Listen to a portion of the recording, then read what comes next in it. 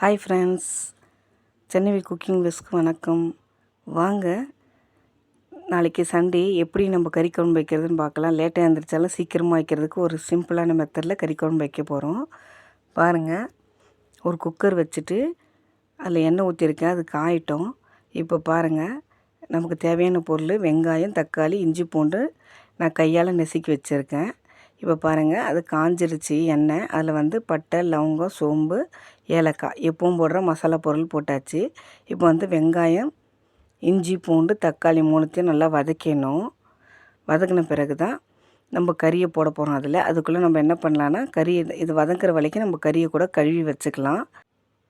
இப்போ பாருங்கள், இஞ்சி பூண்டு பேஸ்ட்டும் போட்டு நம்ம வதக்கிட்டு பாருங்கள், இஞ்சி பூண்டு பேஸ்ட்டு போட்டாச்சு.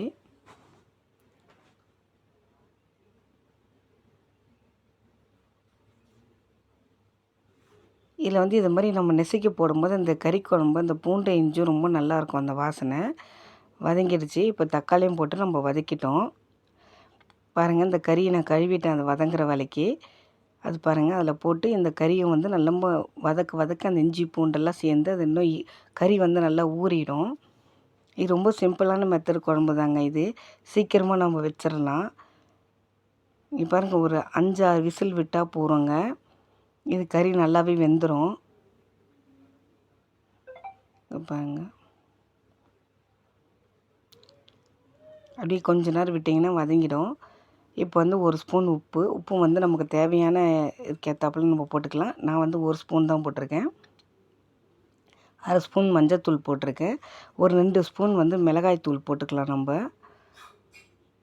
பாருங்கள், 2 ஸ்பூன் தான் போட்டிருக்கேன். இது நல்லா வதக்கிட்டு ஒரு 1.5 லிட்டர் தண்ணி நம்ம ஊற்றிக்கலாம். இதில் ஊற்றிட்டு நல்லா கலக்கி நம்ம மூடி வச்சுருவோம்.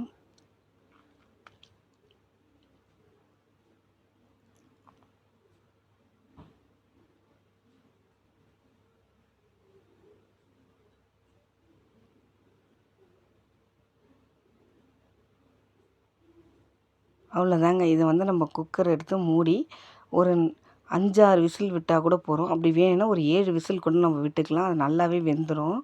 கறி வேகும்போது மட்டும் வேகமாக வைக்கக்கூடாது. மீடியமாக வச்சா தான் அந்த கறி நின்று வேகும். பாருங்கள், போட்டாச்சு. ஒரு 7 விசிலில் அது வெந்துடும். பாருங்கள், அந்த வெயிட்டை எடுத்துட்டு பாருங்கள், நல்லா கொச்சிடுச்சு. இது கொஞ்சம் தண்ணியான குழம்பாக தான் இருக்கும். ஆனால் இந்த இட்லியில் ஊற்றி சாப்பிடும்போது ரொம்ப நல்லாவே இருக்கும். பாருங்கள், நாளைக்கு ஞாயிற்றுக்கிழமைன்றதுனால கண்டிப்பாக இது செஞ்சு பாருங்கள். பிடிச்சிருந்தால் லைக் பண்ணுங்கள், ஷேர் பண்ணுங்கள், சப்ஸ்கிரைப் பண்ணுங்கள். தேங்க்யூ. இது ரொம்ப நல்லாவே இருக்கும். தண்ணியாக இருக்க மாதிரி இருக்கும். ஆனால் செம்ம டேஸ்டியாக இருக்கும் அந்த குழம்பு.